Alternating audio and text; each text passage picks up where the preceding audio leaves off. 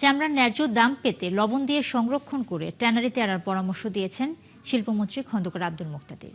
শুক্রবার সাভারের চামড়া শিল্পপল্লীর সিইটিপি কার্যক্রম পরিদর্শনে গিয়ে তিনি বলেন, দ্রুত পচনশীল হওয়ায় সরকার কাঁচা চামড়ার দাম নির্ধারণ করতে পারে না।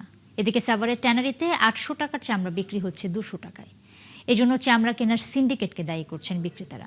রায়ান বিনামিনের প্রতিবেদনে বিস্তারিত।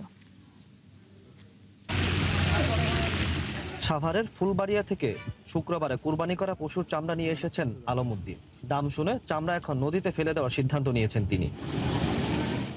ঢাকা ও এর আশপাশের বিভিন্ন এলাকা থেকে শুক্রবার দুপুর পর্যন্ত ১৫০০ ট্রাকে প্রায় ৫ লাখ চামড়া এসেছে সাভারের চামড়া শিল্পনগরে। ২৪ ঘন্টা হয়ে গেলেও এখনও কিছু চামড়া অবিকৃত অবস্থায় পড়ে আছে। অথচ বেলা বাড়ার সাথে সাথে দাম কমেছে চামড়ার। খালি তো মাথার সাথে এবার তাহলে ফুলিলাম নিজে বেচছেন না দিকে এই কথা আছি অনেক দাম জিজ্ঞেস করি এক টাকা ১৫০ ২০০ এরকম দাম বলে দামকে তাহলে চল টেনা দিনে অনেক গান কেন ফালাই দেয় কে করি। মালিকরা বলছেন, লেদার ওয়ার্কিং গ্রুপের সনদ না থাকায় ইউরোপের বাজারে যেতে পারে না দেশের চামড়া। এতে চায়না ক্রেতাদের কাছে জিম্মি হয়ে পড়েছে এই সেক্টর। পাশাপাশি ঠিকঠাক সংরক্ষণ না করতে পারায় প্রতি বছর নষ্ট হয় বহু চামড়া। হলো আমাদের এলডব্লিউ সার্টিফিকেট নেই, CTP central wait management complete না। আমার ফ্যাক্টরি দেখেন 70% আমি কমপ্লিট, জাস্ট ওই দুইটা হয়ে গেলে কিন্তু আমি সার্টিফিকেট পেয়ে যাই। সার্টিফিকেট ছাড়া আমাদের বায়ার নেই। তা আপনি একটা মালের যদি আপনার বায়ার না থাকে আপনি কার কাছে বিক্রি করবেন? আমার চায়না বায়ার, চায়না ৫-৭টা বায়ার থাকে, ওদের কাছে আমরা জিম্মি হয়ে থাকি, ওই ছাড়া আমাদের কোনো ওয়ে নাই।